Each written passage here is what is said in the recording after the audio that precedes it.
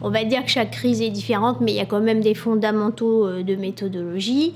La première chose, c'est de se mettre en cellule. Rien ne remplace une cellule de crise parce que dès qu'on est en silo, c'est très compliqué de travailler. Franchement, ça fonctionne pas. L'autre point, il faut mettre une veille en place immédiatement, comme on l'a dit, ces fameux outils qui te permettent de voir en temps réel ce qui se passe, mais aussi d'analyser l'antériorité sur le client. Il faut savoir que les rumeurs, c'est quelque chose qui date de la nuit des temps, hein. Ça fait partie de la vie des hommes et des femmes. Je veux dire, on a toujours eu des communications entre villages, avec les rumeurs, etc. Simplement là, le village, il est global, avec des réseaux sociaux où tout va très très très vite. Et donc, effectivement, on a une accélération avec une perte de rationalité. Il ne faut jamais oublier que la com interne doit être toujours faite avant la com externe, parce que la com interne, les gens en interne vont être des relais de ta com externe. S'ils n'ont pas bien intégré ta com externe et que la com externe est mal perçue, en fait, c'est double peine, parce que personne ne va la défendre. Bonjour Véronique de Vipistrat, je suis ravi de t'avoir aujourd'hui dans le podcast Dynamil Talk. Alors aujourd'hui, on va parler communication de crise, un petit peu communication institutionnelle, tout ce que vous faites chez Vipistrat. Et spoiler alert, en fait, on se connaît bien maintenant depuis quelques années. Dynamic Touch bosse pour Vipistrat. Et du coup, voilà, c'est la petite annonce que je fais à chaque fois pour expliquer aux gens. Sachant que nous, on fait de la création de contenu pour vous. On n'intervient pas dans la communication de crise. Mais je vois beaucoup d'articles passer sur LinkedIn, sur l'agence. Vous êtes vraiment référencé, je pense, dans le top 3, top 5 des agences de communication de crise. Et donc, c'est le sujet d'aujourd'hui. Tu vas pouvoir nous en parler. Très bien, merci. Merci beaucoup pour cette invitation.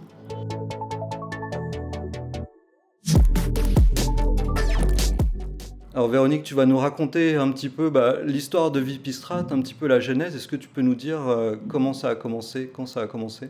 Oui, alors j'ai créé Vipistrat en 2005. Je revenais des États-Unis où j'avais passé 4 ans en communication financière pour aider des entreprises cotées au Nasdaq. J'étais plutôt sur une communication effectivement financière, judiciaire. C'était aussi ma formation puisque en fait j'ai une formation CELSA, IEP et maîtrise de gestion. Donc 2005, je crée Vipistrat plutôt pour aider les professions de conseil au départ, avocats, experts comptables, auditeurs, conseils financiers. Et puis petit à petit, donc l'agence s'est développée et puis à un moment donné, après la crise de 2008, on a commencé à voir quelques communications de crise, plutôt corporate, plutôt sur des problématiques financières, économiques.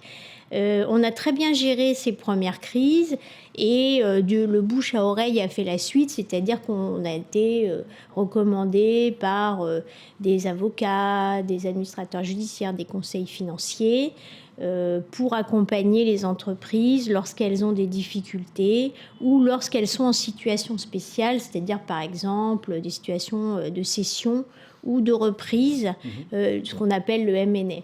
Ok. Et alors, est-ce qu'il y a une école maintenant qui fait une spécialisation de communication de crise ou c'est plutôt comme ça, toujours quelque chose qui se fait un petit peu sur le tas ou en auto-formation? Est-ce que tu sais maintenant s'il y a des spécialisations qui existent ou pas vraiment encore Alors, au CELSA, tu as des formations à la communication de crise. C'est l'école que j'ai faite et donc je peux en parler. En revanche, il est vrai que peut-être que la formation opérationnelle à la crise, elle vient surtout de l'expérience en fait, et puis de l'apprentissage et des méthodes qu'on met en place. Aujourd'hui, je donne des formations notamment à l'ESSEC, j'ai donné des formations à la BPI. Il y a des cursus qui sont vraiment spécialisés, par exemple chez HEC ou à l'ESSEC, pour les entreprises en crise, en difficulté, les entreprises en difficulté sur des problématiques économiques. Nous, c'est plutôt ça qu'on accompagne. On a aussi quand même des crises industrielles ou agroalimentaires, mais le principal, les grandes crises que nous accompagnons, elles sont plutôt économiques et financières. C'est vraiment là où on a vraiment toute notre valeur ajoutée. Ok, intéressant. Et du coup, j'imagine qu'à l'époque, il y avait très peu de cours de la communication de crise. Et je pense que depuis toutes ces années, c'est quelque chose qui s'est de plus en plus développé. On va en parler ensemble, peut-être avec l'arrivée des réseaux sociaux, qui a peut-être pu amplifier le besoin de savoir gérer des communications de crise. Et moi, j'aimerais savoir un petit peu ton ressenti sur les 10 dernières années, les 15 dernières années. Moi, c'est mon sentiment. Après, tu vas me dire peut-être si je me trompe, mais la communication de crise, maintenant, ça s'est démocratisé et c'est nécessaire et c'est quelque chose de beaucoup plus courant qu'avant, ou c'est peut-être moi qui me fais des idées ou, En fait, on va dire qu'aujourd'hui, tout va plus vite parce que sont arrivées les chaînes d'information continues, Ouais. avec les BFM, etc. Les réseaux sociaux qui font que l'information circule très vite. À partir du moment où l'information circule très vite, tu as un problème de maîtrise de cette information. Il faut être extrêmement rapide dans les réactions, il faut être prêt à savoir ce qu'on dit quand on se retrouve en situation de crise. Il faut savoir que la situation de crise, c'est très important de comprendre, c'est un changement de paradigme pour l'entreprise. Quand on passe en crise, on change de façon de fonctionner. On passe en communication de crise, ça n'est plus une communication normale, classique, où on a le temps de préparer les choses, etc. Là, on est dans une situation où il y a une hypersensibilité qui s'installe, il y a une perte de rationalité à la fois des collaborateurs, de tout l'écosystème autour de l'entreprise, et le temps s'accélère. Par conséquent, on passe dans cette communication qui est spécifique et qui demande beaucoup de méthodes et de rapidité d'exécution. Ok. Hein. De maîtrise et rapidité. Bon, on va y revenir à la rapidité. Et j'aimerais juste qu'on revienne sur le sujet des réseaux sociaux. Parce Oui. que on l'a vu, forcément dans la communication, c'est un petit peu tout chamboulé. Et je me dis que dans la communication de crise, ça a peut-être été un accélérateur aussi du changement et du besoin de devoir gérer les communications de Oui. crise. Parce que on va dire que ça permet d'amplifier, ça peut peut-être être détourner aussi l'information via les réseaux sociaux. Et du coup, quel impact ça a eu vraiment, selon toi, Oui, sur le métier et la encore une communication? fois, bon, les réseaux sociaux amènent aussi, quelque part, on est beaucoup dans l'émotion sur les réseaux sociaux. Donc là encore, on revient à cette perte de rationalité qui va être véhiculée par ce canal où tout le monde peut déverser Oui, tout le monde ses peut émotions. dire ce qu'il pense, interagir. Ouais. Exactement. Donc en fait, on a vraiment cette problématique de la maîtrise de l'information. Bon, il faut savoir que les rumeurs, c'est quelque chose qui date de la nuit des temps. Hein. Ça fait partie de la vie des hommes et des femmes. Je veux dire, on a toujours eu des communications entre villages, avec les rumeurs, etc. Simplement là, le village, il est global, avec des réseaux sociaux où tout va très, très, très vite. Et donc, effectivement, on a une accélération avec une perte de rationalité. On a des outils qui nous permettent de faire des veilles pointues pour analyser ce qui se passe sur les réseaux sociaux en temps réel. Okay. Donc ce sont des logiciels qui sont dédiés à la crise. On en a plusieurs, nous, à l'agence, que l'on croise pour être sûr de ne passer à côté de rien. Et on est capable d'avoir des alertes très très rapides sur ce qui se passe sur les réseaux sociaux, mais aussi est-ce que ça a vraiment un impact émotionnel fort ou pas, parce que c'est pas parce que quelqu'un poste quelque chose de négatif qu'en fait ça va forcément avoir un véritable impact. Ouais, peut-être en parler, ça a un impact plus négatif que peut-être ne pas le traiter. Exactement. Ou ne pas y répondre. On doit analyser par rapport en fait à la montée en puissance de l'émotion qui est sur les réseaux sociaux, si on doit intervenir ou pas. Okay. Si on doit prendre la parole en tant qu'entreprise pour redresser les choses, ou est-ce que finalement on laisse passer parce que en fin de compte, si on prend la parole, on réalimente la crise. Ouais, ok. Ouais. Et c'est intéressant parce que je ne savais pas que vous aviez des logiciels dédiés. Moi, j'avais vu des reportages, par exemple, chez Danone, ils ont une salle dédiée au monitoring de tout ce qui se dit sur le groupe et ils traquent en temps réel.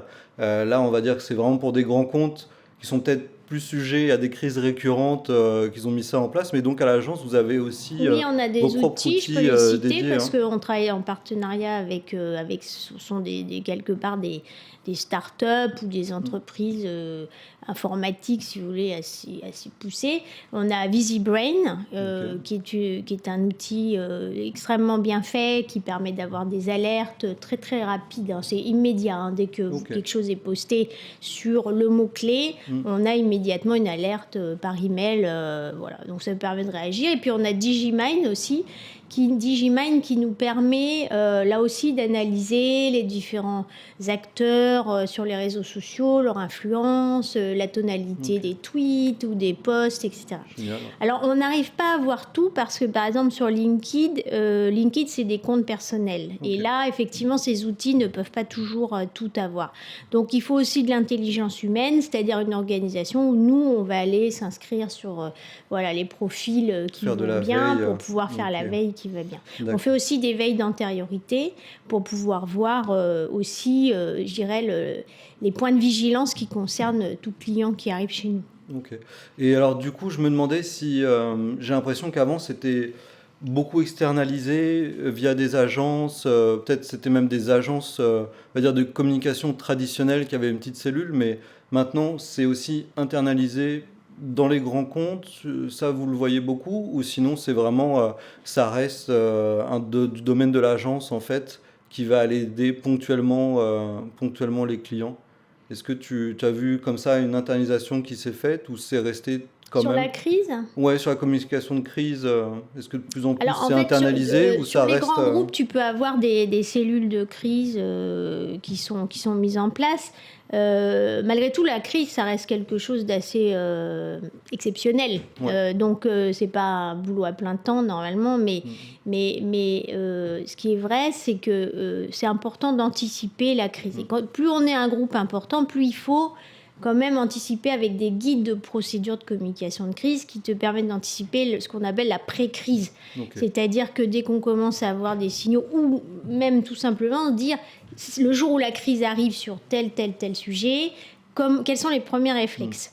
Donc il faut... Ça, tu nous en parleras, on en parlera après, des guides, mais on va mettre en place des cellules, etc. qui sont là. D'accord. Et est-ce que, par exemple, vous avez des clients qui sont, on va dire, des clients qui sont en attente et qui sont clients chez vous au cas où une crise surviendra, ou c'est des gens qui viennent toujours un petit peu dans l'urgence alors qu'il y a une crise? Est-ce que maintenant vous arrivez à avoir des clients comme ça, on va dire, je sais pas comment ça marche, peut-être un abonnement, ou vous avez déjà fait ce pré-travail avec eux et en fait quand la crise se déclenche, tout est prêt et vous pouvez travailler? En fait, on a les deux situations. On a des clients qui viennent nous voir pour se préparer en cas Ça de arrive crise. quand même Donc ça, aussi, on a plusieurs situations clients comme cela actuellement. Et un tout petit instant, juste avant d'aller plus loin, si vous avez déjà appris à travers ce contenu des choses, je vais vous demander juste de liker et de vous abonner. C'est une grosse aide pour la chaîne et c'est gratuit.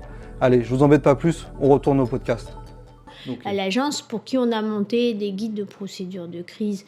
Et d'ailleurs, les crises, certaines sont arrivées, donc on a vu que ça fonctionnait bien parce qu'on a été tout de suite prêts à réagir ensemble et ça s'est bien passé. Mais après, on a également des sociétés qui viennent nous voir alors qu'ils sont déjà dans la crise. Alors ça, c'est sûr que c'est plus difficile parce que c'est toujours plus dur d'être à la remorque. Ce qui est bien, c'est quand même d'avoir un temps d'avance pour préempter la crise, ou même si on commence à voir les signaux, se préparer pour tout de suite enchaîner et reprendre la main sur la communication. Je pense alors ça doit être un des aspects finalement les plus, enfin peut-être pas les plus importants, mais un point important, c'est la préparation en fait, de se dire qu'il faut partir du constat qu'il y aura forcément un jour une crise. C'est un peu, moi je le vois comme les cyberattaques. En fait, on va tous avoir un jour être confrontés aux cyberattaques. Oui. Et si on s'y prépare, en fait, on arrivera mieux à le traiter. En fait, et donc, la clé de la communication de crise, alors tu peux nous expliquer un petit peu, quand quelqu'un vous voit, vous avez un plan, un guide, vous définissez peut-être un porte-parole, c'est quoi le process? Peut-être pour revenir à ton analogie sur le fait d'avoir des d'être prêt. C'est un petit peu comme chez toi, tu as toujours quelques médicaments de base. Tu vas avoir ton C'est vrai. Doliprane, tu vas avoir un truc pour digérer, etc. C'est un peu la même chose en fait. C'est avoir quand même ce qu'il faut pour réagir tout de suite sur des choses qui peuvent arriver dans la vie d'une entreprise. Crise sociale, crise sanitaire, crise de gouvernance. Bon, cyberattaques, il y en a eu beaucoup sur le mois de décembre dernier. Tout ce qui On est a vu MeToo beaucoup aussi, d'entreprises. c'est à gérer parfois pour les sociétés, ce genre de choses. C'est 80% de la résolution que d'avoir anticipé. Ça, c'est vrai. À chaque fois, on le voit, on est préparé. C'est pas du tout la même chose que de subir la crise. Ouais. Ok. Donc après, sur ta question de la méthode, nous, on a un peu une méthode assez structurée sur la manière d'approcher les crises, enfin la préparation pour le client. Tout d'abord, on va tout de suite analyser les fondamentaux de la société, ses chiffres clés et sa réputation. Ok. Donc on va revenir en arrière, on va regarder comme le ferait un enquêteur ou un journaliste sur D'accord. quels sont les points positifs de l'entreprise. On fait un 360 degrés sur le sujet. Ça va des capacités, des expertises de l'entreprise jusqu'à les collaborateurs, les implantations, etc. Tout ce que tu peux trouver de positif. Et puis également, tu regardes les points de vigilance. Est-ce qu'il y a eu des articles de presse négatifs? Sur quel sujet? Où est-ce que l'entreprise est plus fragile? Bon, ça bien sûr, c'est pas pour communiquer dessus, mais c'est pour anticiper dans la situation de crise. Donc ça, c'est le premier point. On va établir aussi un document qui s'appelle les chiffres clés. Pourquoi? Parce que dès que tu es en crise, il faut que tu montres une cohérence dans ta communication. Les chiffres, c'est quelque chose que les journalistes reprennent tout le temps. Donc il faut être au clair, y compris d'ailleurs avec les collaborateurs quand on communique vers eux. Rappelez bien les chiffres clés de l'entreprise pour qu'on ait un réalignement de tout le monde sur les fondamentaux. Parce que les chiffres, ce sont les faits. C'est des métriques. C'est les éléments des métriques qui permettent de recadrer le rationnel de la situation. Et peut-être la vérité aussi. Et la vérité, tout à fait. C'est prouvable, donc on a les chiffres. Et donc, absolument. Donc ça, c'est le discours de preuve qui permet d'asseoir quelque chose de structuré. Et puis ensuite, on regarde l'enjeu de la crise, c'est-à-dire quel est l'objectif en fait. Est-ce qu'on est sur une crise économique? Est-ce qu'on est sur une crise agroalimentaire? Est-ce qu'on est sur en fait la nécessité de céder une entreprise ou est-ce qu'on est sur une procédure collective? Donc en fonction de ça, on va avoir des stratégies différentes. On peut être sur des stratégies proactives et on peut être sur des stratégies plus défensives ou semi-proactives. Bon. Mais ça va dépendre de l'analyse de la situation parce que chaque entreprise a son histoire et chaque crise est différente. Donc, et j'imagine aussi que on va dire les clients, les dirigeants ont aussi peut-être un avis, une opinion, une idée de comment la gérer. Et vous, après, vous arrivez avec votre expertise, vous êtes on va dire un regard un petit peu extérieur. Et c'est là où vous avez la capacité d'analyse en fait, de se dire qu'il ne faut pas répondre dans l'urgence et que vous allez devoir en fait confronter les gens à ce qu'ils veulent peut-être eux faire, ce qu'ils pensent être bien, mais peut-être que vous, en tant qu'expert, vous savez qu'en fait, non, c'est... Peut-être que la réaction première qu'ils ont n'est pas forcément la bonne, ce genre de choses. Ils n'ont pas toujours, en réalité, d'analyse si poussée que ça. Souvent, quand ils viennent nous voir, ils nous disent, voilà, bon, nous, on a un problème et ce problème risque d'avoir telle conséquence. Eux, ils voient plus le côté conséquence de la crise et donc, ils nous demandent plutôt de les conseiller sur comment traiter cette crise. J'ai rarement vu des dirigeants me dire, oui, bon, bah, c'est comme ça, on veut que ça soit, on veut que ça soit sous le tapis et donc on reste en défensive. En fait, ils nous posent la question, qu'est-ce que vous en pensez? Comment vous pensez qu'il faut gérer la communication? Tu vois, moi, dans mes préjugés, je pensais que les gens avaient déjà plus une opinion un peu définie de comment le faire. Moi, quand j'étais en agence relations presse internationale, on avait eu un souci avec un client chinois et du coup, pour résumer un petit peu grossièrement, le client chinois disait qu'il voulait communiquer sur le fait qu'ils étaient green alors qu'ils avaient un problème lié à l'écologie et que nous, à l'agence, je sais que les gens qui l'avaient, en fait, qui le géraient, s'étaient battus avec lui pour leur dire non, surtout pas, là, vous avez une crise, il ne faut pas communiquer. Mais alors, ce n'est pas forcément vraiment le cas, on va dire, en France avec vos clients. C'est vraiment des gens qui viennent pour votre expertise et qui écoutent vos conseils et qui sont... En général, d'ailleurs, ce qu'on fait, c'est que souvent, pour présenter la stratégie, on leur présente parfois différents scénarios. Ok. Quand je parlais de communication proactive ou défensive ou semi-proactive, ça m'est arrivé on leur montre tout simplement 3 slides, une slide avec tel scénario, avantages, inconvénients, ou gains et risques. Deuxième slide, scénario défensif, gain, risque. Et puis, on voit très bien à un moment donné que, il y a quand même un scénario qui se dégage. Nous, on fait notre recommandation, mais en général, si vous voulez, le choix de la stratégie est quand même basé sur une réflexion qui doit être raisonnée, réfléchie. Avec donc, l'enquête, on avec argumente, les chiffres. on donne les éléments. Il n'y a pas toujours une solution idéale, parce que la communication n'apporte pas toujours une vérité absolue, c'est une science de la perception. Donc, la perception, ça veut dire qu'en face, on a des gens qui vont réagir d'une certaine manière. Mais malgré tout, on arrive quand même à déterminer, et puis par l'expérience, qu'il y a certaines situations où vraiment il faut être plutôt en proactif. Je vous donne un exemple. Si vous êtes une marque très médiatique et que vous rentrez en procédure collective, il vaut mieux prendre le devant pour annoncer pourquoi vous rentrez en procédure et le plan de rebond que vous allez mettre en place. Parce que si vous ne le faites pas, en fait, de toute façon, les gens vont le savoir, ça va parler parce que vous êtes une marque médiatique ou parce que vous êtes une marque avec des syndicats virulents. Là, il vaut mieux être en proactif pour être devant le détracteur. Par contre, il y a parfois des cas où, effectivement, ça peut être des marques où vraiment, elles sont très, très, très peu médiatiques. La solution est déjà quasiment là. Par exemple, une solution de reprise qui serait déjà plus ou moins ficelée pour une entreprise qui veut se céder parce qu'elle n'arrive plus à faire face toute seule ou elle a besoin d'un adossement. Et bien là, on peut tenter un défensif. Mais il faut quand même que tous les éléments de communication soient prêts pour que si ça bougeait, hop, tout de suite, on reprend la main. Ok, d'accord. Voilà. Donc, vous vous adaptez aussi forcément j'allais dire au jour le jour, mais peut-être même au fil des heures, en fait, en fonction des besoins et de ce qui se passe. Alors ça, c'est une bonne question.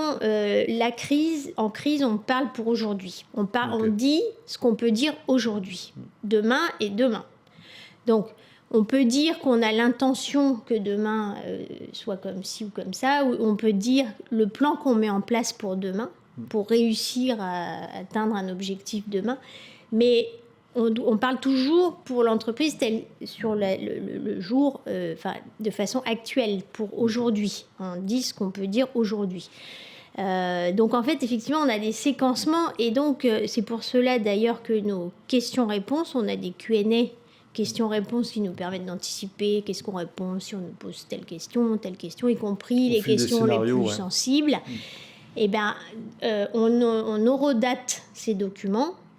Ils sont pas dans le marbre, ils sont pas figés. On en crée un premier à une date et puis après, on le fait évoluer. C'est la date suivante à telle heure. Parfois même, il change en fonction de l'heure de la journée. Donc, le document évolue en permanence et ça permet, si vous voulez, de faire évoluer la communication de manière séquencée avec l'évolution de la situation. Parce que c'est pas la même situation. Par exemple, je me pensais pas que même ça évoluait comme ça. Par un accident d'un train. Première communication, c'est nous analysons la situation. Évidemment, nous sommes désolés, c'est terrible pour les victimes, etc. Toute la compassion pour les familles, etc. En revanche, après, peut-être quelques heures plus tard, on a des éléments nouveaux. Donc, c'est une autre communication. Nous avons découvert que... Donc, vous voyez, c'est pour ça... Peut-être une erreur humaine, peut-être quelqu'un avait bu ou a fait une erreur. Enfin, oui, c'est vrai que vous adaptez. Mais c'est hyper intéressant. Tu vois, je ne pensais pas que vraiment... ça s'adaptait autant. T'es obligé parce qu'une crise, c'est jamais figé une crise en fait. Il y a l'instant où on découvre la crise, déjà faut analyser pour ne pas répondre à chaud et analyser les éléments. Puis après, petit à petit, on avance dans la résolution et puis les actions qu'on met en place. Et les actions, on les connaît pas toujours tout de suite. Et c'est vrai qu'on disait si des fois les gens sont un peu pas proactifs, mais des fois j'ai vu dans les communications de crise en fait le fait de rebondir en fait, tu amplifies quelque chose qui était un épiphénomène, en fait. Et du coup, de temps en temps, on voit comme ça des gens qui répondent à des accusations. Et juste le fait de répondre, bah, en fait, ça apporte du crédit à l'accusation qui était peut-être pas vraiment fondée ou ce genre de Alors en choses. fait Donc, là on c'est... parle en généralité là, mais Mm, si tu veux il faut analyser chaque situation. Est-ce que on prend la parole ou pas? mm, Si oui, qu'est-ce qu'on dit? Si on le dit comment? Voilà, mm. il faut jamais réagir à chaud en Ouais. crise. Ça c'est quand même un principe de base parce que si tu réagis à chaud, bah, de nouveau tu reviens dans l'émotion et l'irrationnel, Mm. enfin Faut se couper de potentiellement. Twitter, de X, il faut faire attention, faut Donc il y a des pas... moments, il faut savoir Mm, prendre un step back, mm, respirer, poser les éléments, écrire sa réponse, mm. et puis surtout la faire valider en cellule. Parce Ouais, qu'en fait, il ne faut pas être tout seul face à la crise, il faut être en cellule. Ça, c'est très important pour avoir aussi des perceptions et des prismes différents. ok. D'accord. Et du coup, alors, ce que j'entends, ce qui est bien, c'est que les gens viennent vous voir pour cette expertise, forcément vous écoutent, vous avez tout un process, et du coup, voilà, si je comprends bien, vous l'adaptez en fonction de ce qui va se passer. Mais vraiment, la clé, on va dire, d'un bon communicant, de quelqu'un qui sait bien gérer la crise, c'est d'avoir des outils, une équipe, et surtout bah, d'avoir fait un gros travail en amont, en fait, hein, d'être Ouais. préparé, Moi, je parce que... dirais, ce qui est très important, le plus important pour réussir, c'est la réflexion. Ok. C'est d'avoir une capacité de réflexion. Une équipe, tu as raison, pour réfléchir en équipe et effectivement démultiplier aussi la capacité de travail parce qu'il faut aller très vite. Mhm. Mais la réflexion, elle est vraiment centrale. Et les méthodes, oui, elles t'aident à effectivement structurer ta pensée et ne pas partir dans tous les sens. Parce qu'on est dans des communications quasi militaires en réalité. Ok. Il faut aller très très vite et il faut démultiplier des éléments de langage sur parfois quelques milliers de salariés, hein, Hmm. parfois. Donc il faut aller très vite pour que la rumeur n'ait pas le temps de s'installer. Et ça, c'est quelque chose que j'imagine qu'il doit être très challengeant parce qu'en fait, alors on comprend qu'il y a un peu une méthode en fonction des secteurs, des clients, mais quand même, il faut l'adapter. Et vous avez donc cette capacité, on va dire, bah, à travailler peut-être très fort sur des courtes périodes où vous êtes organisé Mm. pour répondre à ça. Oui. Et... Bah là, ces derniers temps, par exemple, on avait un dossier de crise par semaine avec une échéance de la crise à 5-6 jours. Ok. Bon, ça reste quand même jouable, 6 jours, bon, mais c'est quand même des crises qui concernaient un changement dans la vie de l'entreprise conséquent. Après, il y a des crises qui vous arrivent soudainement. Bah, je pense on a un client dans l'agroalimentaire. Bon, il peut y avoir des crises effectivement liées à l'alimentaire. Et là, l'alimentaire, il faut être prêt en amont pour savoir comment on réagit s'il y a un empoisonnement, quelque chose de cet ordre-là. Comment on analyse, comment on réagit. Si la presse appelle, qu'est-ce qu'on fait? Qu'est-ce qu'on dit tout de suite? Bon, la cellule qu'on met en place, elle est composée de qui en fonction de la gravité, hein, parce que toutes les crises n'ont pas la même gravité. Donc il faut aussi avoir des moyens d'identification. Nous, on a 3 niveaux de crise qu'on identifie. On les met, niveau 1, c'est le plus grave. Niveau 2, c'est un peu moins grave. Niveau 3, bon, ça peut faire partie de la vie d'une entreprise, d'avoir des petits couacs, mais ça ne remet pas en cause l'entreprise. Le niveau 1, ça peut remettre en cause l'entreprise. Donc là, il faut vraiment que tout de suite une cellule soit mise en place et on doit avoir tout de suite les noms et les numéros de téléphone des gens qu'on met dans la cellule immédiatement et qu'on réunit immédiatement pour les informer et que tout le monde ait le même niveau d'information en même temps. Ok, ah oui, c'est d'où le côté un petit peu militaire, Oui. stratégique, C'est un organisationnel état-major. fort, ouais. Ok. Exactement. D'accord. Ah oui, donc ça doit être assez challengeant hein, L'autre quand point même. Hein. qui est très proche du militaire, c'est le côté démultiplication dans l'entreprise des messages, quand il faut aller très vite pour reprendre la main sur comment la situation est perçue. Il faut vous appuyer sur les managers. Tout ce qui est encadrement, toute cette strate d'encadrement, elle est très importante parce qu'ils sont censés encadrer leurs équipes et donc ce sont eux qui sont les ambassadeurs de votre message qui vient de la direction. Il ne faut pas juste faire un communiqué qu'on diffuse à tout le monde, c'est important que le message redescende à travers les managers dans les équipes pour qu'ils soient bien compris. Parce qu'un communiqué, ça ne répond pas toujours à toutes les questions. Et le manager, par contre, va répondre aux questions, mais il faut lui donner les outils pour pouvoir y répondre. C'est pour ça qu'on fait des FAQ, des foires aux questions, pour les managers.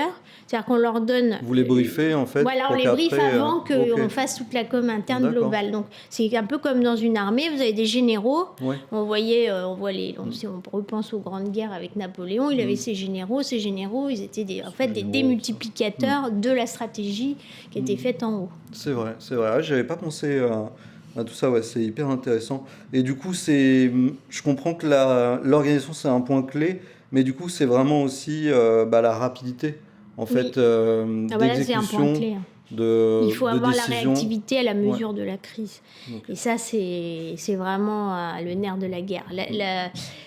En fait, la communication, c'est un peu comme le sable qui glisse entre vos doigts. Si vous n'avez pas refermé votre main suffisamment vite pour reprendre la maîtrise, c'est fini. Ouais. C'est un sablier qui... Ouais, là, Donc, il faut savoir aller très vite, il faut penser très vite. Donc, plus vous en faites des crises, plus vous avez les bons réflexes et vous allez vite pour prendre les bonnes décisions. Ouais, et ça vous arrive des fois de taper du poing un petit peu ou J'imagine que les gens ont peut-être pas envie de décider rapidement. Ah oui, quand tu as une communication de crise, tu dis, les gens se disent, attends, il faut que je... Et là, vous devez arriver et dire, du coup, voilà, les solutions, peut-être que, je sais pas comment tu fais, mais peut-être que tu dis à la fin de l'heure, là, il faut prendre une décision, mais c'est ça. On peut pas dormir dessus et réfléchir tranquillement. Alors voilà, c'est-à-dire qu'il y a certaines entreprises qui viennent nous voir qui sont très opérationnelles. Elles sont agiles.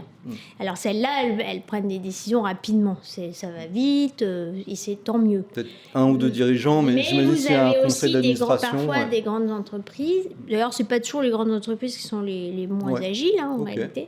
Mais vous avez quand même certaines entreprises où peut-être par culture aussi, il y a peut-être un mode de décision plus hiérarchisé, avec un temps qui est peut-être un peu plus long pour prendre des décisions. Et bien là, c'est sûr que ce qu'on leur dit, c'est attention, vous avez l'habitude de fonctionner comme cela, pas de problème, sauf que là, on a un changement de paradigme aujourd'hui, on est en crise. Et donc, vous devez changer votre méthode, votre logiciel. Mindset, exactement. Et ça, c'est pas toujours facile. Ouais. Mais j'imagine que c'est on là où... On les amène progressivement, mais le problème, c'est que le progressivement est déjà parfois le temps de trop, quoi. Ok. Ouais. Ah oui, donc ça doit être vraiment un domaine très challengeant et un métier vraiment passionnant. Je pense quand on tombe dedans, après, c'est dur des limites accro, c'est quelque chose qui doit être assez excitant dur, quand même. Il faut quand même reconnaître que ça demande beaucoup d'implication. Il ne faut pas avoir peur de reprendre son téléphone le soir tard, parfois être dérangé le week-end, etc. Parce que la crise, elle n'attend pas. Donc quand ça tombe, ça tombe. Bon. Donc il faut être d'astreinte, il faut être présent. C'est dur. Après, comme toutes les choses difficiles, elles ont leur intérêt aussi, parce que du coup, on a envie de se battre. Et puis, on amène un vrai plus aux entreprises, parce que mine de rien, on est des urgentistes de la communication. On les aide et parfois on les sauve. Et je vous interromps un tout petit instant encore. N'oubliez pas de liker et de vous abonner pour soutenir notre travail. Et surtout, si vous voulez voir d'autres épisodes. Parce que la com, elle a un rôle très important. Il y a bien sûr plein d'autres conseils. Non, mais tu as raison, c'est dingue que des fois, juste le fait de bien communiquer, ça peut avoir un impact assez énorme sur un changement, sur une évolution.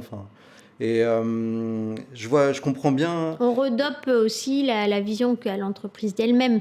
Parce que parfois, l'entreprise elle a un coup elle vit une difficulté, donc ça peut arriver aussi que le dirigeant ait un peu un coup de mou, de se dire bon, c'est dur et ça, il faut qu'on le rebooste parce qu'il porte le plan de rebond, et puis il faut qu'on rebooste l'entreprise dans sa vision d'elle-même, parce que souvent quand on regarde les choses, on dit mais vous avez plein de qualités, vous avez ci, vous avez ça. On refait le 360 en faisant ce travail où on redonne donc en communication tous les atouts de l'entreprise. Ça aide l'entreprise à se revoir telle qu'elle est. Ouais, ça c'est bien aussi. Elle est belle et elle peut rebondir. Mais pour rebondir, il faut un plan. Et le plan, il faut qu'on y réfléchisse. Donc parfois, les dirigeants ont un plan, parfois ils ne l'ont pas. Et donc c'est là où on leur dit, il faut quand même travailler sur un plan. Et on les oblige par des questions quand même à se positionner. Parce qu'en communication, si vous dites juste... on est malade, donc on prend un traitement, très bien, mais c'est quoi le projet d'après, le next step? Et c'est le next step, c'est très important. C'est ce qui va faire rêver, c'est la nouvelle impulsion, C'est ça. c'est la valeur ajoutée en fait, hein. Est-ce que tu peux me donner un exemple comme ça d'une communication de crise qui a été bien gérée et on va dire ce que ça a généré en fait? Est-ce que tu as comme ça une belle success story? Enfin, j'imagine que vous en avez plusieurs, mais est-ce qu'il y en a une qui te vient à l'esprit comme ça où c'était vraiment, on va dire, mal parti et du coup, grâce à la communication, après l'entreprise va super bien, fait des bénéfices, elle est relancée? Mm. Alors, j'ai deux cas. J'ai un cas très très récent. Je vais t'en parler après, mais je vais commencer par une industrie qui est une aciérie qui s'appelle Ascoval, qui est une Ouais. aciérie dans le nord de la France. Ça me dit quelque chose. Voilà, donc c'est une entreprise qui est une très belle usine moderne. Il y avait beaucoup d'investissements faits par l'actionnaire qui s'appelait Vallourec à l'époque, qui avait beaucoup investi. Mais effectivement, l'usine était dans une mauvaise passe, puis Vallourec voulait se séparer de cette usine pour des questions de rentabilité. En réalité, l'usine ne servait que cet actionnaire. Bon, bref. En fait, ce qui s'est passé, c'est que l'usine s'est réinventée. Ils se sont séparés de leur actionnaire, ils se sont retrouvés sans actionnaire, mais il fallait qu'ils retrouvent des actionnaires pour les accompagner sur le chemin d'une transformation. En fait, ils ont décidé de devenir une usine d'acier décarboné. Décarboné vert, donc ils se sont réinventés. Alors, c'est un peu comme l'œuf et la poule. Qu'est-ce qui a commencé? Est-ce que c'est le concept qu'on a annoncé qui a fait qu'ensuite les investisseurs sont venus pour aider à transformer l'outil de production, ou ça a commencé par un peu de transformation de l'outil de production, puis après on a avancé dans la com? Mais c'est un peu les deux en même temps, ce qui se sont mis en place. La com a beaucoup aidé parce que elle a donné confiance, elle a donné une vision positive de la transformation de cette usine, donc qui aujourd'hui est un leader en Europe de l'acier vert décarboné. C'est eux qui fournissent l'acier pour les rails de la SNCF et d'un certain nombre de sociétés de transport en Europe. Donc aujourd'hui, ils ont un carnet de commandes plein et c'était une entreprise qui devait normalement être liquidée. Ouais. Ah oui, donc c'est quand même de l'histoire parce que... Très belle histoire de survie. Il faut savoir qu'ils ont eu beaucoup d'étapes avant d'arriver. Ils ont eu beaucoup d'actionnaires qui se sont succédés avant qu'on arrive à un actionnaire aujourd'hui qui est allemand et qui est solide. Mais ça, c'est une belle histoire et on a eu le soutien des politiques, on a eu le soutien des médias, on a eu le soutien... Même les syndicats étaient évidemment de notre côté puisque tout le monde poursuivait le même objectif, c'était sauver l'usine. Et on a eu un film au cinéma qui est sorti puisqu'on a un très beau documentaire qui s'appelle Le Feu Sacré, qui a été réalisé par Éric Guéret, qui est un formidable documentaliste, qui ça me donne envie de le voir regard parce que... très humain. Oui, donc ça a un fort impact, parce que tu peux passer d'une société qui va être liquidée, revendue à un leader en fait. Et ça tient à pas grand-chose en fait. Parce qu'on a chaussé les lunettes positives, qu'on s'est dit on va y arriver, on va se battre. Le regard à un extérieur. moment, on se disait que on avait envie de lâcher parce que, un peu comme dans Rocky, dans le film, on se dit, on s'est repris un coup et on se dit, mais comment on va se relever? Mais en fait, on se relève à chaque fois et on y arrive. Et ça, c'est vrai que la com, elle a accompagné, tu vois, toute cette transformation de l'entreprise. Et puis, le fait de montrer qu'il y avait un plan qui était sous pression, qui avançait et tout. Et là, récemment, j'ai une autre situation. C'est des constructeurs de maisons individuelles qui nous ont contactés en nous disant, on est très inquiets parce que on a peur que le fonds de garantie qui nous permet de faire des constructions de maisons divise ces lignes de garantie par 5 ou 6. Donc, ils étaient très inquiets. Donc, on a fait une communication en très grande urgence. On a été mandaté le vendredi. Le lundi, tout partait à la presse pour sensibiliser la presse au fait qu'il fallait recapitaliser ce fonds de garantie qui s'appelle CGI Bâtiment. Et en fait, quelques jours plus tard, l'actionnaire de ce fonds décidait de reprendre du coup ce fonds pour le recapitaliser. On a senti quand même que le coup de communication qu'on a fait très fort, ça a été un peu un feu d'artifice médiatique. Il y a eu beaucoup d'articles dessus. Puis en plus, le Premier ministre Gabriel Attal a fait une intervention pour soutenir les constructeurs de maisons individuelles en expliquant que c'était bien pour les Français. Il y a une crise de logement actuellement et tout. Et on a senti que vraiment la com, elle a beaucoup aidé à faire basculer le dossier dans vers une autre étape. Génial. Et du coup, voilà, c'est un bon exemple de... Et ça, c'est très récent, c'est il y a 2 semaines. Ouais, ok, super. Et du coup, ils ont eu l'intelligence de venir assez tôt aussi de sentir le vent tourner pour qu'après vous ayez on va dire la puissance, la stratégie à porter pour faire changer de manière politique même, enfin d'avoir En cette fait, là, médiatisation c'est qui... vraiment il y a eu donc l'administrateur judiciaire qui était d'ailleurs sur Ascoval, Paul-Henri Audras, qui est venu nous voir, et puis une très bonne avocate, Anne-Sophie Nourry, chez Vel Gotschall, qui pareil, a pensé ce qu'il fallait là qu'il y ait un levier de communication qui vienne appuyer en fait la bagarre, quoi. Ouais. Ah oui, c'est une belle histoire. Oui, c'est un levier dans le rapport de force. C'est vous avez fait une amplification. C'est ça. Ah oui, je comprends pourquoi ça doit être passionnant et challengeant ce genre d'histoire. Enfin voilà, ça doit donner surtout envie quand on aide les entreprises à être sauvées. Voilà, ça c'est vraiment ce qui nous intéresse le plus, parce que il y a une finalité évidemment qui nous fait plaisir. Bien sûr, ouais. Ah ouais, de se rendre utile et d'avoir un impact. Oui. Et ce que je voulais en fait dire tout à l'heure, c'est je me suis souvenu, en fait, c'est mieux peut-être d'avoir une agence externalisée parce que on parlait des grands comptes au début quand c'est en interne, mais cette puissance et on va dire, cette vision externe, en fait, c'est peut-être trop dur de l'avoir en interne. En fait, oui. Là, je vais répondre tout de suite à ta question. Si tu veux, on a un recul. On n'est pas dans l'émotion par rapport à la situation parce qu'en fait on est extérieur, ça c'est le premier point. On a l'expérience de ces situations, ça c'est le deuxième point. Et en fait le troisième point, c'est qu'on n'est pas là pour remplacer les équipes de communication, on est là pour les protéger.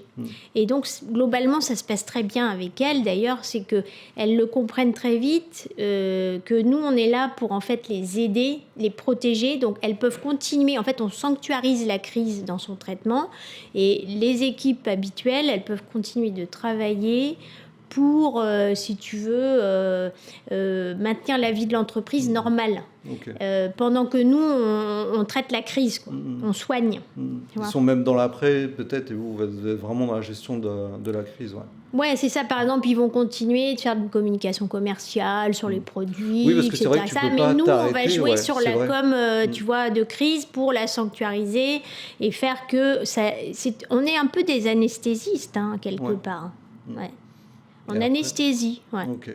Et après, il y a l'opération, j'imagine. Ça, c'est la première phase, anesthésie, puis après l'opération, en fait, où c'est là où vous allez en tirer les bénéfices. Et je me demandais aussi sur maintenant, avec les réseaux sociaux, peut-être... des anesthésistes et des révélateurs, peut-être. Ouais, et des accélérateurs, ouais. Oui. Et je me demandais s'il y avait peut-être un peu plus de fausses informations ou de rumeurs, des fois, qui étaient peut-être exacerbées par les réseaux sociaux, et peut-être pas des personnes malveillantes, mais des personnes qui veulent avoir un certain résultat, vont par les réseaux sociaux l'amplifier, mettre des pressions. C'est une problématique qu'on a sur les réseaux sociaux, tu as raison, c'est qu'en fait, tout le monde parle de tout sans forcément connaître. Et les paroles sont mises au même niveau. Autrefois, on passait par les médias, donc c'était plutôt les experts qui s'exprimaient par le choix des médias, qui sélectionnaient l'expert. Là maintenant, en fait, tout le monde peut donner son avis sur la recette de cuisine, machin, sur puis le relayer aussi, le discours d'un politique, ou même une communication de crise mal gérée, sans même savoir en réalité pourquoi ça a été géré comme ça. Bon, il y a aussi beaucoup de commentateurs qui vont dans les émissions pour commenter les crises, etc. Mais enfin, souvent, moi, j'aime pas trop faire ça parce que la crise, on sait que c'est complexe et en réalité, il faut être dedans pour comprendre les tenants et aboutissants et pourquoi telle ou telle décision a été prise. C'est pas si simple que ça. Bon. Donc, c'est sûr que les réseaux sociaux, ils ont exacerbé ce point-là. C'est pour ça que les réseaux sociaux sont pas faciles à gérer, ça c'est certain. Il faut remettre de la rationalité. Il faut avoir des Q&A qui permettent, si on voit qu'il y a une émotion qui monte, des Q&A dédiés aux réseaux sociaux qui permettent, avec des mots simples, par un moment donné, de redonner un statement de l'entreprise clair pour dire, voilà, en réalité, la situation, c'est ça. Et toujours rappeler avec des chiffres, avec des choses qui donnent vraiment une crédibilité à ce que vous dites. Ok. Ouais. Et avec les outils, c'est ça où tu nous en parlais avant aussi, vous regardez un petit peu on va dire la puissance du phénomène pour réagir ou pas, ce genre de choses. Ouais. Okay. C'est ça, exactement, parce que sinon, vous pouvez aussi, en commentant, relancer la machine.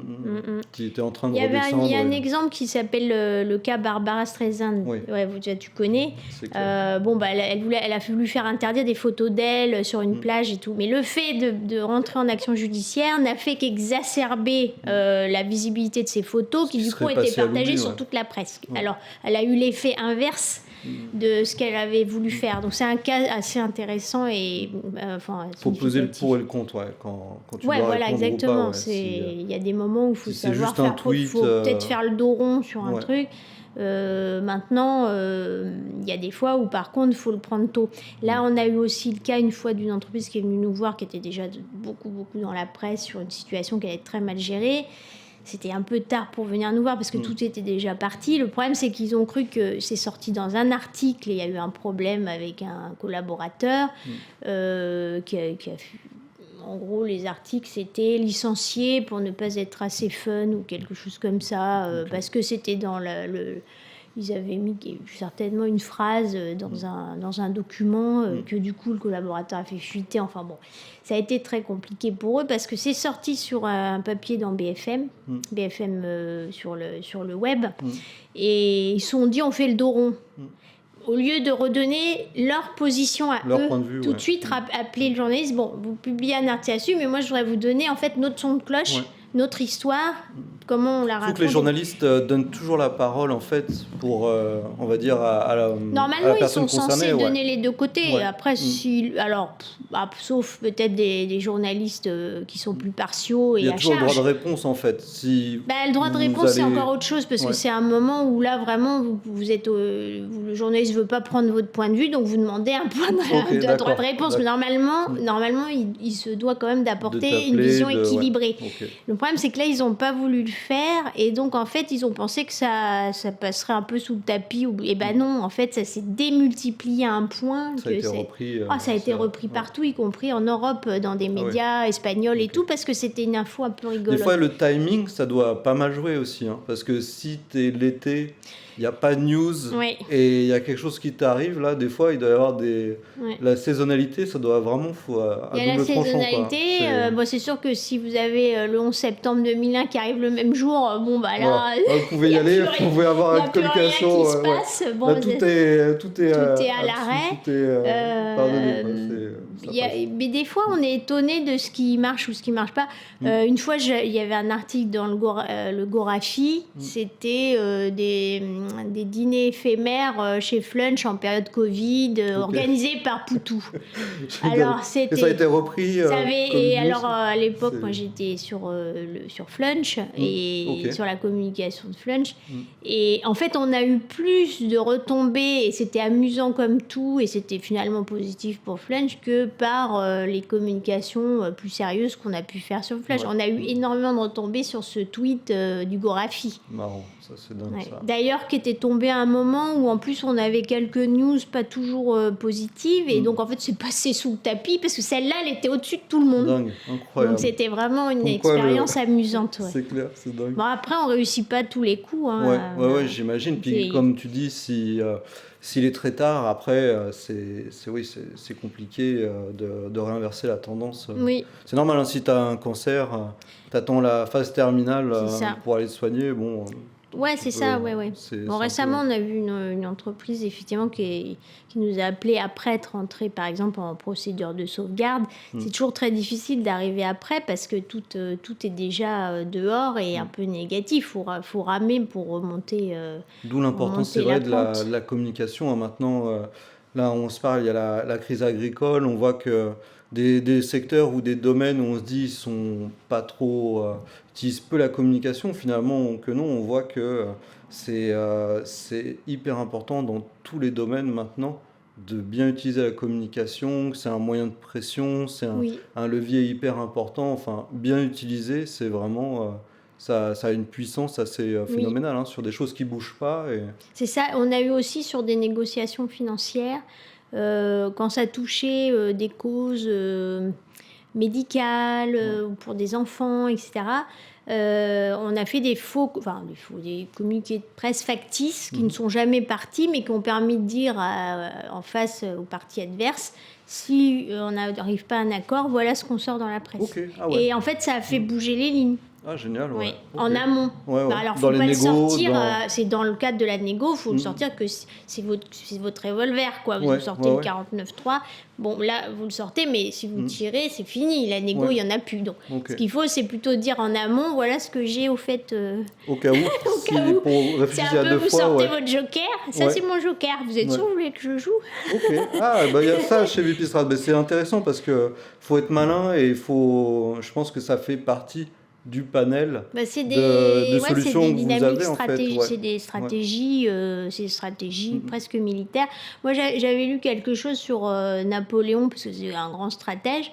C'est que dès les premières guerres en Italie, etc., les premières conquêtes en Italie, il avait mis en place une newsletter, une sorte de Ok. lettre. C'était pas une newsletter, c'était une lettre. La lettre, je ne me rappelle plus du nom de cette lettre, mais ce que je sais, c'est qu'il la faisait diffuser à toutes les troupes Ok. pour vanter les conquêtes réalisées et tout C'est dans génial, un esprit comme idée, ouais. positif et en disant les prochains trucs, on fera ci, on fera ça. Donc, en fait, déjà, il était dans la mobilisation, la galvanisation des troupes à travers déjà une communication C'est structurée. intelligent parce que si les Et- rumeurs disent que on a perdu telle ville, tel endroit, c'est vrai que bon, Ben après, t'es regardez, moins même motivé, pendant la Seconde Guerre mondiale, il y avait des avions qui envoyaient, les Américains étaient très forts pour ça, envoyaient les des tracts, ouais, tracts, c'est vrai, etc. ouais. Oui, oui, oui. Ok, ouais, non, c'est une bonne idée. Et je me demandais si le leadership, si les dirigeants ont vraiment un rôle hyper important dans les communications de crise, ou à l'inverse, des fois, il vaut mieux qu'ils soient en retrait, de choisir un autre porte-parole. C'est Oui, oui, c'est une au bonne cas question. par cas ou ça. Oui, oui, alors, si vous voulez, il faut regarder déjà la crise qu'on traite. Et en fonction de la crise, il y a des territoires de communication selon, pour la direction, selon qu'on est président, directeur général, DRH. Si c'est une crise sociale, c'est peut-être plutôt le DRH qui va faut mieux traiter. pavé, ouais. Directeur de communication, c'est plutôt une crise de réputation. Bon.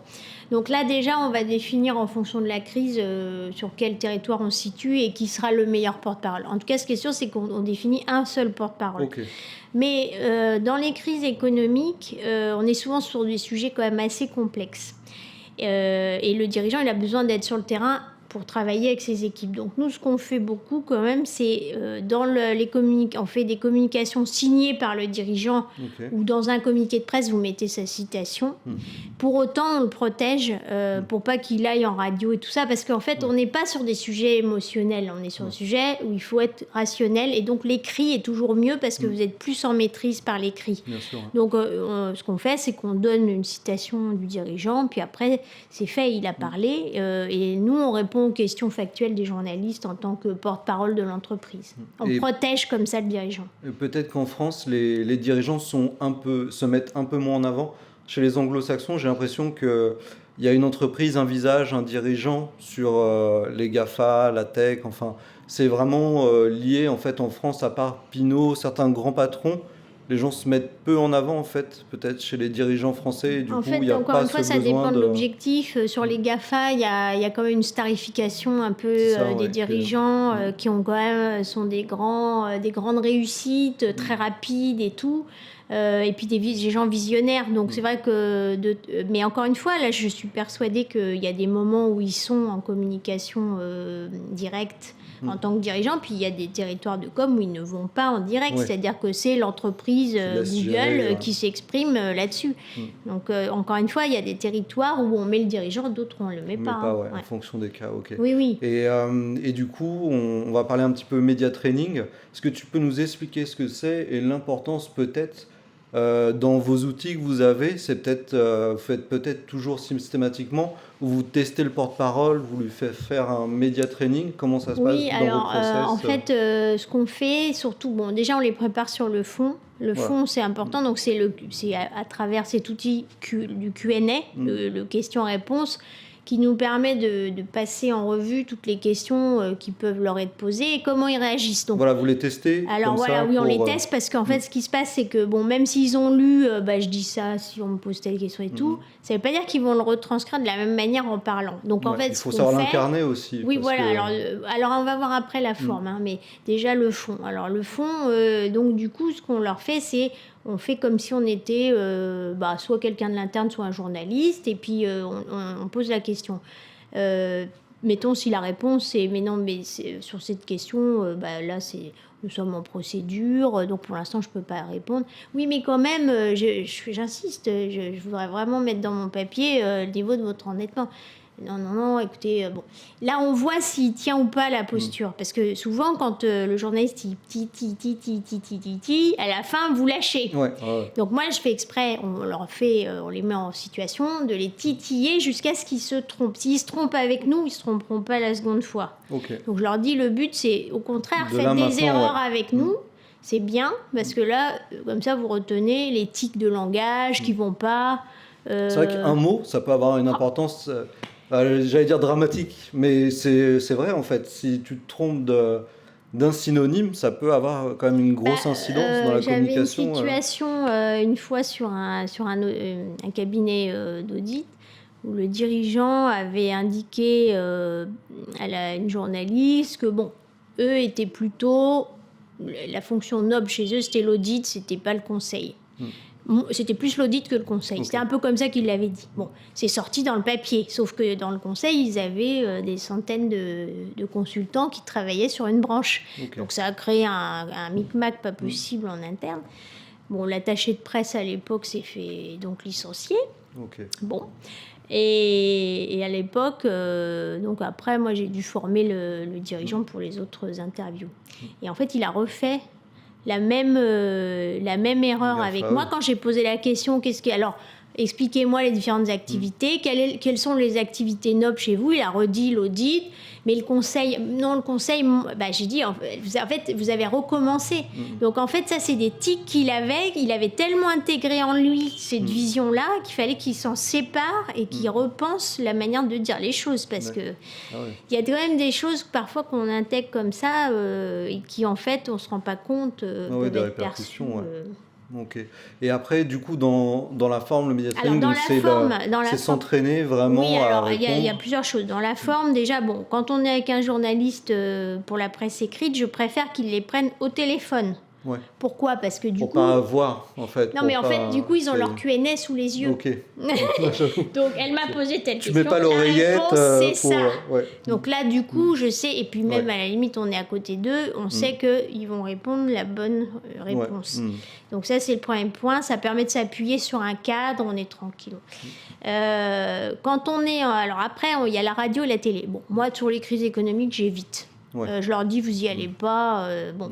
Maintenant, il y a des cas où effectivement, la télé débarque sur l'usine, par exemple. Bon, là, on met peut-être le directeur de l'usine en face de la télévision. Ce qu'il faut, c'est avoir 3-4 points clés, max. Donc, on leur met en bullet point, point 1, point 2, point 3. Vous les apprenez par cœur et puis ça s'arrête là. Puis après, vous finissez. Et puis, par contre, le reste, c'est j'ai pas d'autres commentaires parce qu'aujourd'hui, c'est en cours. Voilà. Puis, vous tenez votre position et tout, parce que sinon, on vous kitille et tout. L'autre point après, c'est la gestuelle. Ça, évidemment... l'incarnation, c'est quelque chose qui se travaille aussi. Ça s'assoit quand on est en télé. On leur réexplique. Maintenant, on peut. Là, on n'est pas des journalistes, nous, mais même si on a des anciens journalistes en interne, mais les journalistes télé, c'est pas mal parfois de les faire venir pour faire un coaching si vraiment c'est nécessaire. Pour l'instant, on a quand même beaucoup protégé nos dirigeants. Plus ce parti pris-là. Ouais. Oui. Ok. Et c'est vrai que après, tout le monde n'est pas Bernard Tapie, tout le monde ne peut pas retourner une situation par le charisme, par l'incarnation, mais je pense que c'est quand même important. Et après, je me dis peut-être que, alors c'est peut-être mes préjugés à moi, mais en France, on est un peu moins bon. C'est sûr que je pense que les anglo-saxons, et du coup, c'est quelque chose quand même qui a travaillé, parce que c'est vrai que moi, j'ai vu sur des vidéos que nous, on a montées, où les personnes devaient dire des choses assez négatives, et si vous faites des « tout le temps », si vous vous grattez tout le temps, en fait, vous accentuez en fait, le côté négatif, et déjà de bien gérer la forme, ça quand même, ça appuie le discours quand même. Oui, c'est sûr.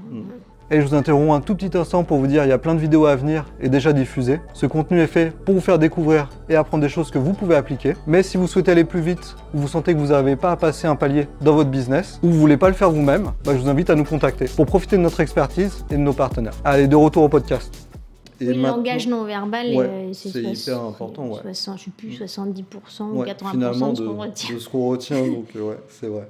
Et après, c'est vrai, comment vous faites pour mesurer l'efficacité d'une communication de crise? Parce que, tu sais, le ROI, tout ça, c'est hyper important dans le business. Et du coup, est-ce que vous avez des outils? Ça doit être assez dur, non? Alors, attention, il n'y a pas que les outils. En fait, il y a une analyse quanti et quali, on va dire. Ouais. Donc déjà, premier point, c'est quel était l'objectif de la communication. Okay. Donc on revient sur les fondamentaux. Donc l'objectif, par exemple, c'était anesthésier l'impact d'une situation de difficulté. Si c'est ça, on regarde ensuite comment l'interne a réagi à la communication, sans autocensure, qu'est-ce qui a bien passé, qu'est-ce qui n'a pas bien passé. Puis ça permet aussi d'ajuster au fil de l'eau sur les prochaines communications. Et sur la presse, on regarde en fait la teneur des articles. Est-ce que nos éléments de langage sont repris? Ou est-ce qu'en fait on est complètement passé à côté, ça ne fonctionne pas, ils n'ont rien compris et que du coup on a des mauvais articles? Ça c'est le côté qualitatif. Et puis après la quantité d'articles. Parce que en fait, parfois il vaut mieux avoir 2-3 articles bien cadrés, maîtrisés, qui donnent la situation, c'est parfait, plutôt qu'une ribambelle d'articles. Et en plus, le pire, c'est quand c'est pas maîtrisé, que vous avez une ribambelle d'articles. Alors là, c'est ce qu'on veut éviter, quoi. Ok, mais vous arrivez quand même à voir assez bien en fait la résolution de la crise, les effets, les impacts. Peut-être c'est plus sur le temps aussi, parce que des fois c'est peut-être faut attendre un trimestre, non, ou 6 mois. Pas forcément. Là, encore une fois, c'est quel est l'objectif. Là, par exemple, je vous parlais des constructeurs de maisons individuelles. Nous, on avait un objectif sur une phase très courte. C'était avoir un maximum de presse pour sensibiliser l'opinion publique à cette problématique, que ça remonte au pouvoir public au maximum et qu'on fasse bouger les lignes, parce qu'on n'y arrivait pas dans les négos. Donc là, ça a réussi puisque derrière, ça a bougé. Donc là, déjà, ROI, 100%. Là, après, c'était le cas Ascoval. On a eu aussi des situations de reprise sur les magasins Office Dépôt. On a accompagné le repreneur des magasins. Ils ont gagné l'appel d'offres. Ça n'a pas été facile parce que, sur Office Dépôt, il y avait des syndicats pas faciles, ça bataillait dur, mais finalement, aujourd'hui, les magasins, ils fonctionnent.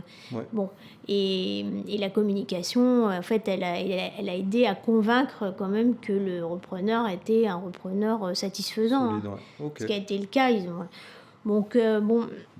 Voilà, c'est en fonction de l'objectif. Est-ce qu'on coche les cases de ce qu'on s'était fixé comme objectif dès le début, Au début, c'est vraiment c'est quel objectif, clair, qu'est-ce que la com elle répond à quel objectif stratégique? Ok, d'accord. Et on parle toujours à la fin un petit peu d'IA. Est-ce que l'IA, c'est quelque chose que vous avez déjà intégré? Comment vous l'utilisez? Dans quel cas? Est-ce que tu peux nous dire un petit peu comment ça se passe chez Vipistrat?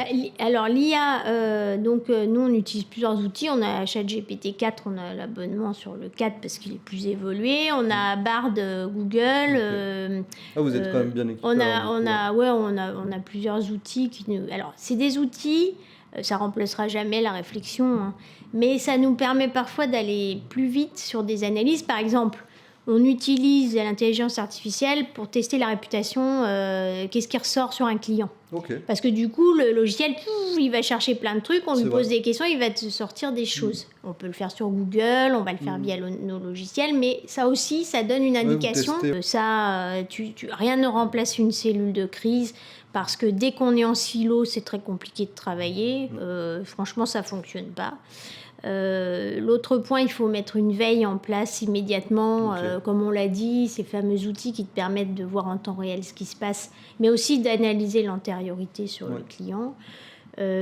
Ensuite, il faut donc faire ce que j'appelle le 360 degrés sur l'entreprise avec ce document des faits, chiffres clés qu'on remet bien d'équerre pour refaire valider à la cellule et tout le monde est aligné sur les mêmes chiffres. Ça, c'est très important. Puis après, tu mets en place ta stratégie. Donc, la stratégie, c'est quoi? Donc, par rapport à l'objectif qui a été déterminé, quels sont les enjeux, quels sont les points de vigilance et est-ce qu'on met en place plutôt une communication proactive, défensive, semi-proactive? Bon, tout ça, c'est un peu du langage, c'est Non, notre mais cuisine c'est très interne. imagé, mais non, mais on comprend bien, ouais. Et le puis principe. après, si tu veux, il faut jamais oublier que la com interne doit être toujours faite avant la com externe. Ah oui. Parce que la com interne, les gens en interne vont être des relais de ta com Bien externe. sûr, ouais. Ah oui, S'ils oui, n'ont ça, pas bien intégré ta com externe et que la com externe est mal perçue, en fait, c'est double peine parce que Ouais. personne va la défendre, ta com Ouais, ça, externe. t'as raison. Et des fois, je pense que c'est un peu oublié. En fait, ça sort avant, dans la presse, avant d'être diffusé Bah, des en fois, interne. parce que c'est pas maîtrisé, ça. Ouais, Mais parce qu'il n'y a normalement, pas si tu quelqu'un veux, derrière, ouais. bon, nous, quand on a travaillé sur Célio. Célio a annoncé une sauvegarde post-Covid. Donc, c'est une procédure qui permet de geler les dettes antérieures. Ça permet à Célio de redonner du temps et de la trésorerie pour, ouais, tu bien vois, sûr. relancer la machine après la fermeture des magasins pendant le Covid. Ce qui est une bonne idée, mais c'est vrai que pas maîtrisé, ça peut envoyer en fait d'autres signaux. Des en fait, signaux ouais. négatifs. Ouais. Donc, en fait, là, ce qu'on avait fait, c'est vraiment... on avait 5000 salariés à informer et il fallait aller très vite parce qu'on savait que la presse allait sortir très, très rapidement après, notamment ce qu'on appelle le CSE, c'est-à-dire le comité d'entreprise qui se réunit, qui est ton point de départ, en réalité, de la communication. Parce qu'une fois que tu vas avoir ton CSE et tu dis, voilà, on a une difficulté, voilà comment on va la résoudre... ça y est, la com, elle est là, elle est donnée. Tu dis Ça quand va même partir, que ouais. quelque part, l'entreprise est malade et qu'on va mettre un traitement en place. Mais quelque part, c'est un effet quand même d'annonce qui fait que les gens, ils sortent de là, ils vont pas ne rien dire. Ouais, bien sûr, Donc, ouais. en fait... là, il fallait aller très vite pour tout de suite réunir les managers, leur expliquer ce qui se passe, leur donner les outils pour démultiplier la com qu'on voulait faire sur l'ensemble du groupe et ensuite envoyer à tous les collaborateurs, sauf que les collaborateurs n'étaient pas tous avec des emails, il y en avait qui travaillaient en magasin, donc on est passé par les outils Workplace, par exemple sur Facebook, tu sais, le Workplace, des plateformes où ils avaient également accès pour vraiment toucher un maximum de gens avec le discours du président. Et puis, tout de suite après, la presse. Ouais. Parce que si t'attends trop, la oui, presse, je pense que c'est désagréable si tu le découvres comme ça. C'est toi le premier touché. Tu le perçois très mal en fait. Mais ça, oui, c'est peut-être oublié. Oui, parce que la première question que tu te poses, est-ce que je vais être licencié? Ouais, c'est vrai. Donc il faut tout de suite dire non. Là, voilà. Expliquer. C'est là, quoi c'était ce pas qui est le mis en point place, sur cette communication-là. C'était on gèle les dettes financières. Oui, c'est un outil comme un autre pour les rééchelonner. Qui permet, ouais, bien sûr. Voilà. Ouais. Mais c'est sûr que si tu veux, il faut aller différemment, vite. Ça peut avoir des conséquences vraiment très négatives. Si tu vas pas assez vite, en fait, le problème, c'est que le temps que tu fasses toute ta com interne, mettons, tu prendrais ta journée pour la faire. Les gens, ils ont parlé, puis hop, l'AFP, paf, ça y est, il a l'info, il sort ton truc avant que tu aies donné ta com. Ils vont peut-être interviewer des gens. Donc ça va pas être ce que tu maîtrises, en fait, tu t'occupes pas le terrain, les autres parlent à ta place, ils racontent pas ton histoire. C'est pour ça que, en fait, la meilleure stratégie, c'est toujours de préempter. Et c'est pareil si tu es face à des détracteurs. Moi, j'ai souvent pensé à ça. Comment on fait quand on a quelqu'un qui médit sur soi? Comment tu fais? En fait, la seule réponse, c'est de préempter. C'est d'aller voir le plus vite possible les gens dont tu sais qu'il va aller les voir pour leur dire tu sais, j'ai un souci. Confrontation. Et donc, ça permet tout de suite d'anesthésier en amont. Tu fais que les personnes, comme elles ont reçu ton message en premier, l'autre, quand il arrive et qu'il dit du mal de toi, ça passe à la trappe. Ils disent oui, bon, on savait. Pas grave. D'accord. Et du coup aussi, c'est vrai que par rapport à ce que je disais, la philosophie de l'agence, en fait, d'avoir ce côté très pro, mais aussi de l'empathie, d'être sympa, on peut rigoler, mélanger ça, c'est vraiment quelque chose que vous avez en vous. Et est-ce que c'est quelque chose aussi qui, dans la communication de crise, peut peut-être servir, en fait ? Oui, c'est vrai, ça permet de détendre l'atmosphère parce que quand on est tendu, en fait, Bon, c'est sûr qu'on est face parfois à des gens qui sont au milieu de la crise, c'est dur, ils n'ont pas dormi la nuit, etc. Il faut quand même avoir l'empathie de comprendre ça. Les dirigeants sont très seuls. On a fait tout un travail sur la psychologie du dirigeant avec l'association pour le retournement des entreprises, donc avec un certain nombre de conseils. Donc il y avait des avocats, des administrateurs judiciaires, tout ça, on s'est mis en équipe pour interviewer des dirigeants d'entreprises de toute taille et leur demander un peu comment ils ont vécu cette situation quand ils pouvaient être en difficulté. Il y en a qui expliquent que ils dormaient plus, il y en a qui ont divorcé à cause de ça, etc. Donc il faut imaginer que c'est des situations très difficiles. Donc nous, on a compris quelque chose. D'abord, c'est important de demander aux gens et aux dirigeants comment allez-vous. C'est parce qu'en fait, tout le monde leur parle de leur entreprise, mais jamais d'eux, en fait. Mais c'est vrai qu'on a cette vision, on se dit que le dirigeant, il est froid, il est... Non, il n'est pas froid. Souvent, il faut imaginer l'entreprise, c'est son bébé. Bah ouais, c'est vrai, les gens se rendent pas compte. S'ils sont placés comme dirigeants dans les grandes entreprises, c'est un petit peu différent, mais il y en a, c'est l'entreprise familiale. Ouais, donc et il y en a, c'est comme leur bébé. Donc en fait, ils en dorment plus et perdre un enfant, il n'y a rien de pire. Donc si vous voulez, ils sont, c'est ce que dit d'ailleurs l'Institut à Maroc, qui comprend des psychologues qui ont travaillé sur ce sujet auprès de dirigeants d'entreprise.